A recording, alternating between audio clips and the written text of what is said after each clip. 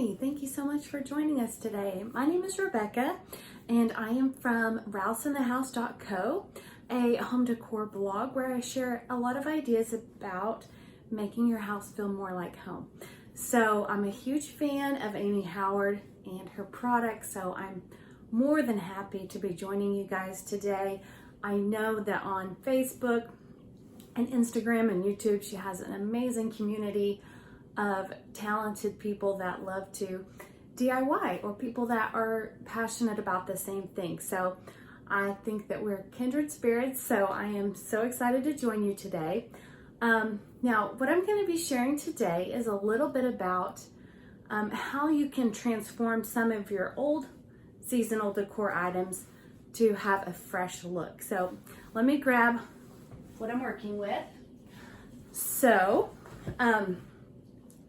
recently I found these cute pears at Goodwill and they had a great weight to them and I love the shape, and you may have seen that pears are pretty popular right now. I've seen them painted with spray paint. I've seen cement pears and all different types. So I really don't use this color much. Of course, probably some of you do, especially for fall. But I wanted to give it a look that was just seamless with my palette in my living room. And so I took three products. I really just used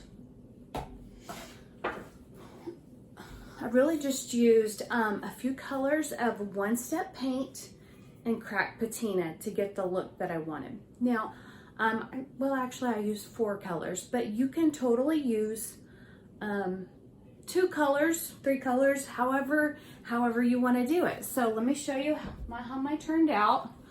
I wanted to give it a really distressed look, like it had been painted multiple times over the years. So this is how it came out,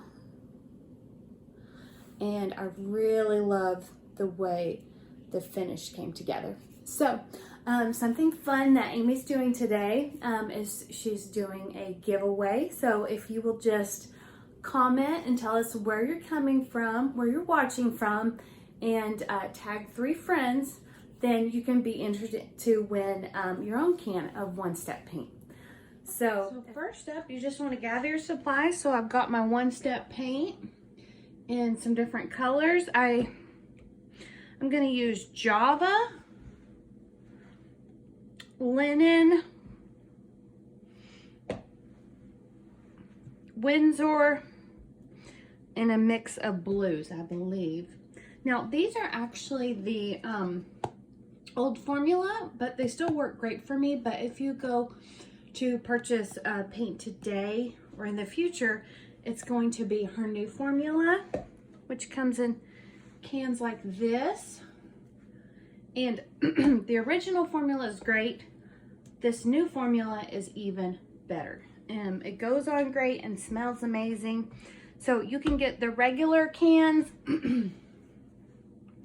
in these sizes. This is a 16 ounce, the 32 ounce, or you can also get these little sample pots. So these are really nice if you're not doing a big project. So first things first, I've got some tape here and I'm going to tape off. And so you'll want to do the same thing, just tape off any part you don't want painted, no matter what your project is. So I'm just going to tape off this little part here. And then I've got a little hack for you guys. For this sticker, these Goodwill stickers are usually pretty hard to get off. So I soaked this paper towel in alcohol. And I'm just going to let that soak in there. And here in a few minutes, it will come off way easier. So I'm going to do that. And I really don't need much tape for this little pear.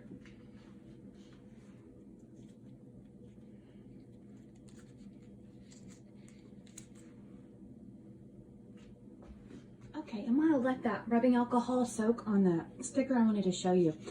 So I'm gonna just go through the colors. So if you look at it, you can kind of see which layer is which. This lighter brown is the Java, that was the first layer. And then I went in with the darker brown, that's the Windsor. And this bluish greenish color, I actually mixed cartouche and French blue. And I thought that was a really beautiful color combination. And then I can't remember. I'm pretty sure this top color was linen, but I also, yeah, I'm pretty sure that was linen. So I just wanted to take a minute and say, you really only need 2 colors. So it just depends how you want to do it. You could do a gray and a white, or a blue and a cream. You could do some fall colors, however you want to do it. I think on the next one, I may just do 3 colors instead of 4 layers of paint. So I'm curious to know, what colors are you using for your fall decor? I'd love to know. And are you guys decorating for fall? I know that that's not common in all areas. It's pretty popular here in the United States, but not everybody does it. So I'd love to hear what you guys are doing. And now I'm gonna go ahead and take off this. Let's see if it's ready. Let's see here. Yeah, that's coming off way easier.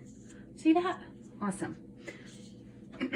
So next time you're struggling with something, and then I'm just gonna kind of wipe it down. Now, if this was really grimy, I would use the clean slate, but it's really not bad. I'm just getting a little bit of that sticky residue off.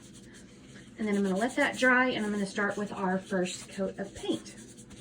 Okay, so I decided I wanna do this pear a little bit differently. So what I'm actually gonna do is I'm going to mix the French blue and the cartouche. So I'm gonna give this one a stir. And my kids like to eat yogurt, and if I'm not doing a very big project, I like to save the lids and just pour a little bit in that.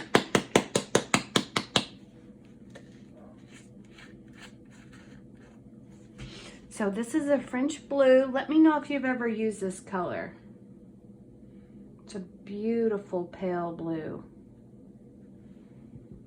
So there's that. And let me get this all mixed up and I'll be right back.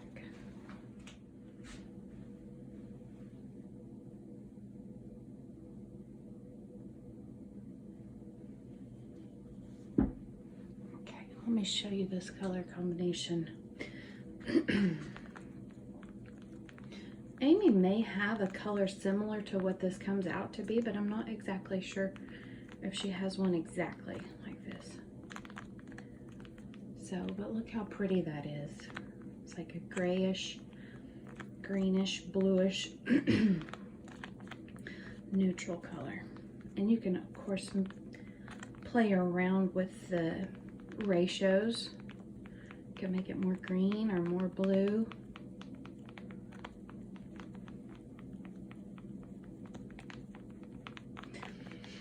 Okay, and then for for painting this, it's really just, for your first layer, it's just a really straightforward. So I'm not gonna bore you guys. I'm just gonna do it real quick. That's how it's looking so far. And now I'm gonna let this little bit dry so I can paint the bottom without touching it. Okay, next up we're gonna use the Cracked Patina. Let me know in the comments, have you used the Cracked Patina before? So if you're not familiar with this, this is a product that Amy specifically designed to be used with her one-step paint. And it's a really fun product to use. It's a very different chippy look or distressed look than you can get with pretty much any other medium that I've seen. So the steps are pretty straightforward, except for we're gonna paint this on, and the step after we paint it on, that's the part where you really have to keep an eye on it and may have to practice a little bit, and that's okay. But this part is pretty straightforward. I'm just gonna pour a little bit out and paint it on. So it looks a little bit like amber or honey, and it's a little bit sticky. So, and I'm just gonna paint it on and let it dry, and then I'll get to paint my next second layer on. So here we go. And so when I've heard Amy describe this process in the past, she usually describes it as an Oreo cookie sandwich. And so I love that. So on that, the outer shells of an Oreo would be the one step, and the inner white creamy part would be the cracked patina. So that's what it's gonna look like. So I'm just gonna let it dry and wait until it feels dry. Now, one thing that's kind of neat about the cracked patina is it's gonna stay looking wet, but it's gonna dry down a little bit, and then I'll go in with my second coat of one step. Okay, so I'm back and we've got the cracked patina dry on here. This is what it looks like. Kind of looks like a coat of honey. It's still a little shiny, but I can feel that it's pretty much dry. So now I'm going to go back in with the second coat, and you can see here I'm going to use the shade Linen. It's a beautiful shade. It's a great neutral. And so I'm just going to go back in and paint it right on top. Now this part is pretty straightforward but the part you want to be careful with is you want to really watch this when it dries, because the key to this whole project is to find the sweet spot. You don't want it to get completely dry to start wearing some of it away to get that distressed look, but you don't want it too wet. So I'm going to go ahead and paint this on, and I'll be right back. Okay, and this is what it looks like painted on. One thing when you're painting over the cracked patina, you don't want to do a lot of coats over it, because it's not gonna lay flat like a regular coat of paint is going to do. So you just want to get it on there as few of brush strokes as you possibly can. And we're at this point, and now the key is right here, just to watch it dry. And when it's just about dry, I'm going to go in with my fingers and start peeling or pulling some of this top coat off, and then I'll be able to see the blue underneath, and that's what's going to give us that awesome distressed finish. Okay, now I think some of this is a little just about ready, so I'm gonna, some of it's wet, some of it's ready. This right here could be. You can also go in with a paintbrush to do this, and you can play around with it and see which way you prefer. Now, one thing that's neat about this is after this coat, you can be finished, because you don't need a sealant on top of the one step. But if you wanted to go back in and add some more dimension, you could definitely go back in with a wax. You've got a lot of options. You could go back in with wax. You could come in with another color. So I'll keep letting this dry, and I'll come back to show you how it looks. So here's how it's looking. I decided that I do want to add another coat. So I just wanted to go over. So you're going to do your one step, then your cracked patina. Once that's dry, your next color.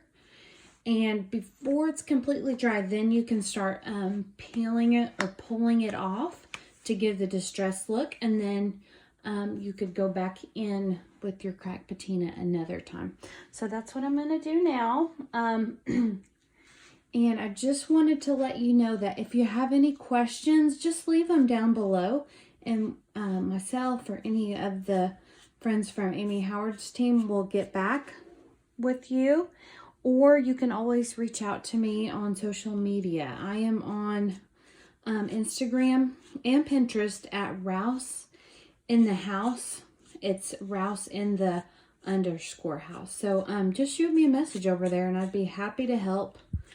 I usually see all my messages over there. So I'm going to do this, and then once it's all done, I'll show you the finished product. So And so I hope you enjoyed that. I really love this look, and I wanted to tell you to, I did this on pears, but you could also do this with your pumpkins. I know a lot of times we have pumpkins from years past and we just want a fresh look, so you can definitely do that there. I have some pumpkins in a cute cornucopia, and I actually may do something similar with that to give it a new look.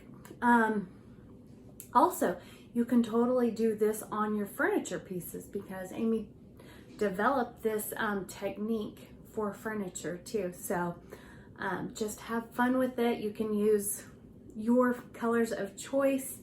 And so thank you again for joining us today. And don't forget, if you tag 3 friends, your name will go into a drawing for your chance to win your own can of One Step paint, which if you haven't tried it yet, you are going to love it. So thank you so much, and we'll talk to you soon.